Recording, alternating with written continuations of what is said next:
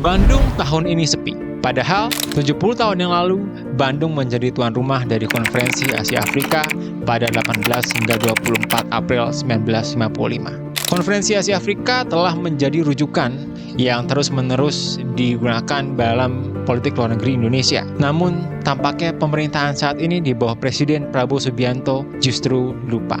Padahal, presiden-presiden sebelumnya terus menjadikannya sebagai referensi bagi politik luar negeri Indonesia.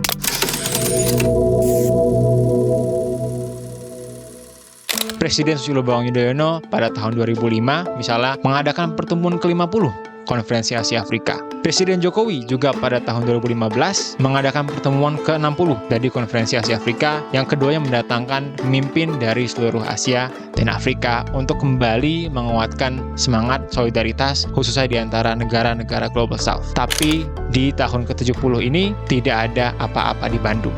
Konferensi Asia Afrika yang pada intinya berbicara soal kedaulatan, semangat anti-kolonialisme, dan juga solidaritas internasional, mengumpulkan pemimpin dari negara-negara Asia dan Afrika untuk berbicara mengenai tatanan dunia yang ingin dibentuknya terlepas dari pengaruh-pengaruh negara besar seperti Amerika dan Uni Soviet pada saat itu.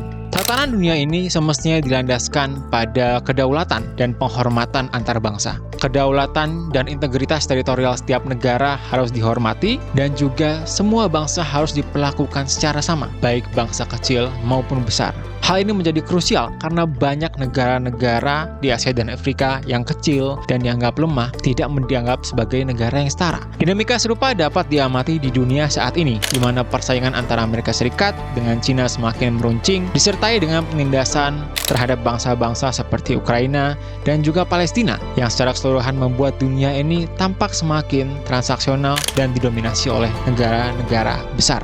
Menghadapi dinamika ini, Indonesia justru terlihat seperti terbawa arus. Dalam beberapa kesempatan, Presiden Prabowo terlihat justru bermain dengan kedaulatan Indonesia dengan menyepakati joint development dari Laut Cina Selatan dengan Cina. Dalam permasalahan Ukraina pun, Presiden Prabowo juga pernah melemparkan usul yang kontroversial yang tidak menghormati kedaulatan Ukraina dan mengusulkan partisi dari Ukraina. Dan terbaru, di isu Palestina, Indonesia justru mengusulkan solusi berupa evakuasi dari warga Gaza ke Indonesia yang tidak mengindahkan keinginan warga Palestina untuk kedaulatan negaranya sendiri, dan justru mendukung ethnic cleansing dan juga penjajahan yang Israel lakukan di Gaza. Presiden Prabowo kerap mengutip nasionalisme, tapi hanya dalam pengertian kepentingan negara itu sendiri tanpa memperhatikan aspek-aspek solidaritas internasional yang sebenarnya menjadi modalitas bagi politik luar negeri Indonesia maupun negara-negara lainnya di Global South. Kita dihantam tarif berapapun, kita akan berunding, akan negosiasi. Kita hormati, tapi kita percaya kepada kekuatan kita sendiri, saudara sekalian. Presiden Prabowo terlihat lebih tertarik untuk bermain dengan negara-negara besar seperti Amerika Serikat, Cina, dan Rusia, karena negara-negara itulah yang dianggap berpengaruh. Hal ini mungkin benar dalam pemahaman great power politics. Tapi bagaimana dengan negara-negara lainnya? Dengan negara-negara di Asia dan Afrika yang mungkin lebih lemah tapi memiliki aspirasi yang sama, dan sebenarnya sebagai suatu kekuatan yang bisa menyuarakan keinginannya secara bersama-sama dapat menjadi suatu kekuatan yang besar. Apakah kita ingin hanya ikut di dalam dunia yang didikte oleh negara-negara besar saja?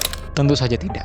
Oleh karena itu, semangat solidaritas internasional ini dari Konferensi Asia Afrika yang seharusnya diingat dan terus menjadi bendera yang dibawa dalam politik luar negeri Indonesia, dalam setiap kegiatan berdiplomasi, dan dalam segala upaya untuk membuat konsensus-konsensus internasional yang menghadapi masalah-masalah di dunia saat ini.